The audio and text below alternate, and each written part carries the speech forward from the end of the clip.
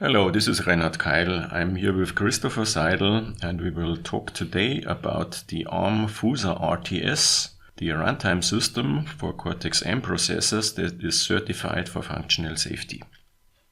Christopher, can you tell me for which markets we have actually achieved certification? We are currently working on the certification together with TÜV, our certification body, and aim to be ready by the end of this year.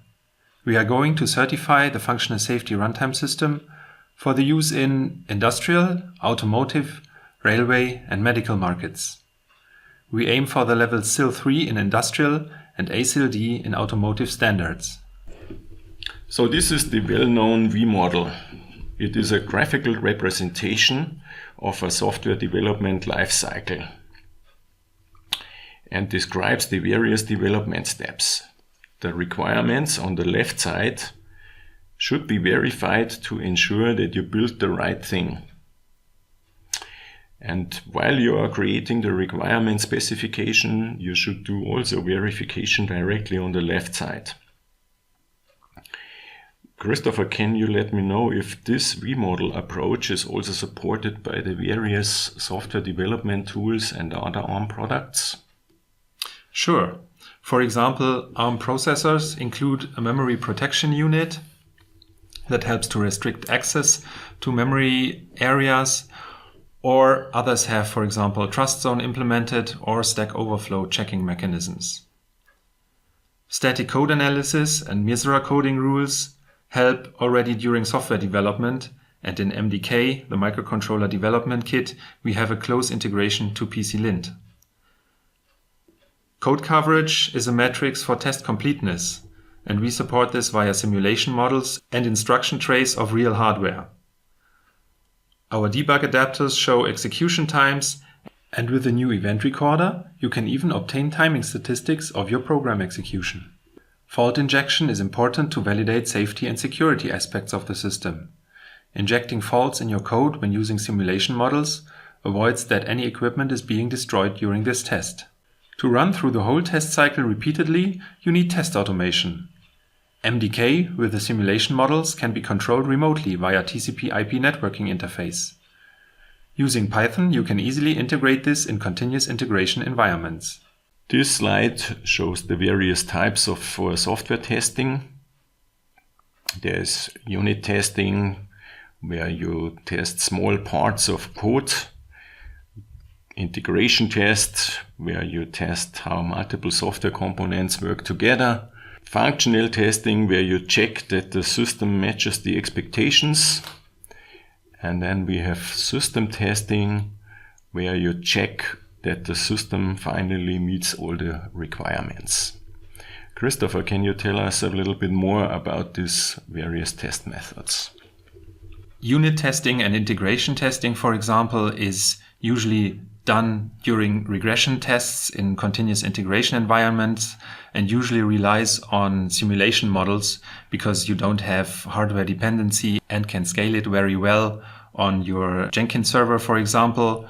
Also, you can inject faults very easily and can repeat these steps continuously.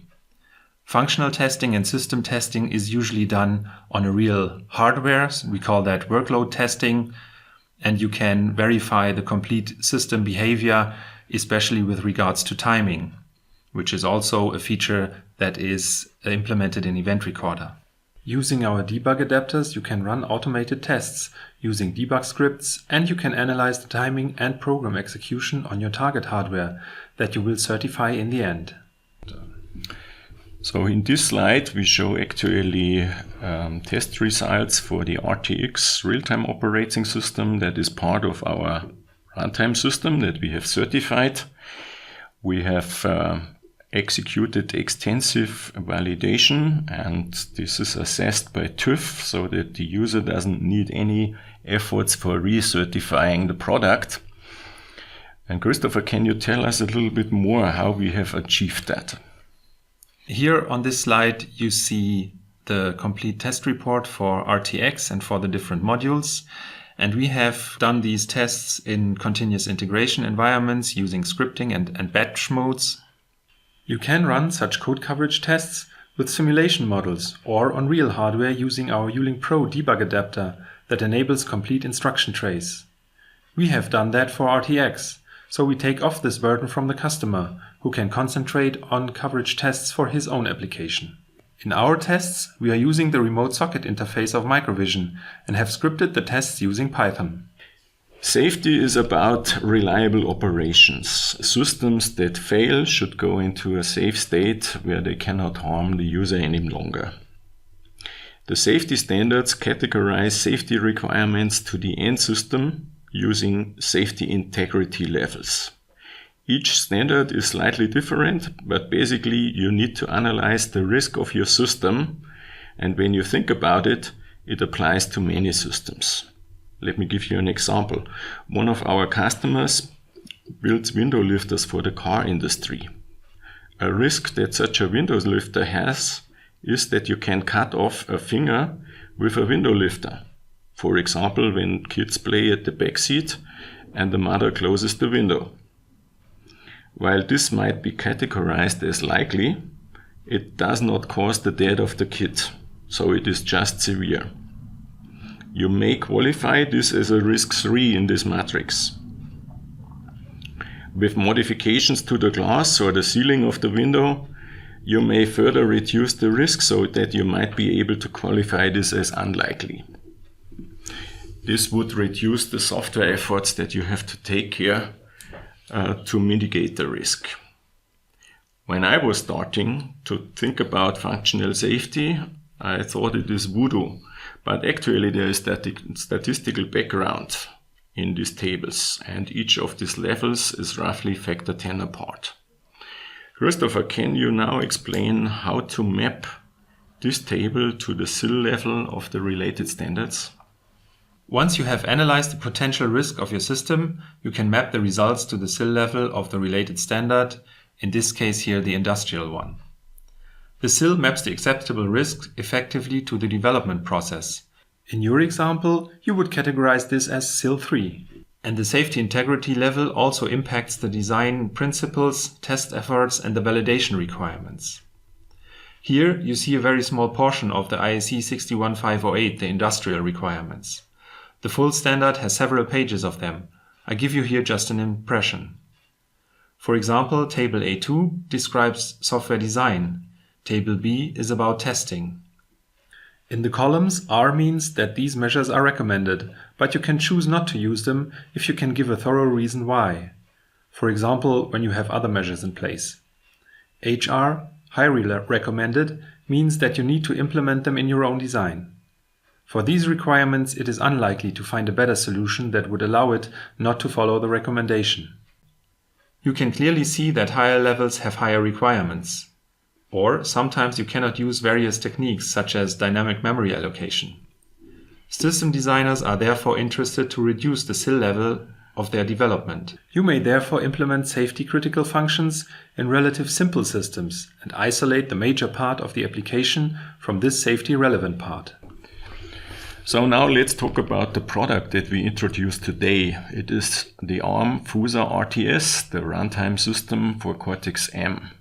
It contains a ready-to-use software framework and building blocks.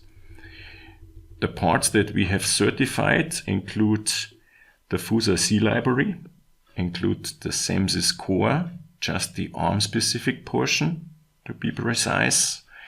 It also contains the RTX real-time operating system, and it contains an event recorder that allows you to analyze the timing behavior and the functional behavior of your software.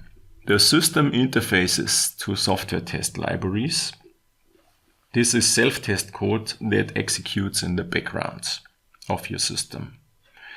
We have fully qualified this according to various standards. You see the standards here.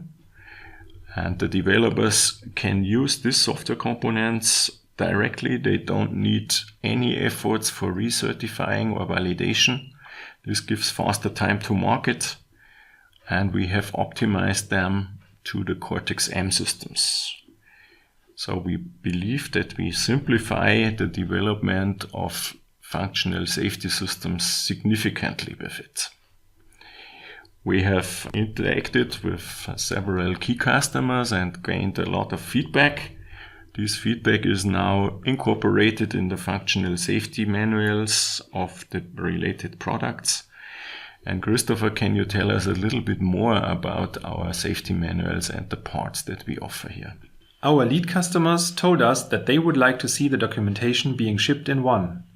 We have accepted that feedback and have created a single documentation that contains this overview page and then links to the documentation chapters of the different parts of the runtime system.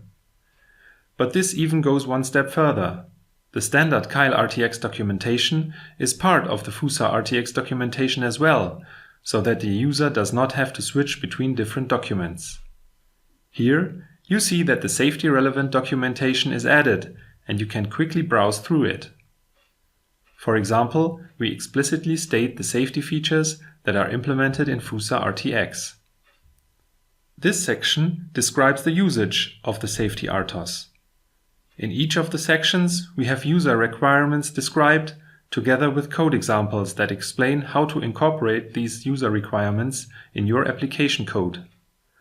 The page with all user requirements can be used as a checklist when finishing your design and going to certification of your end application.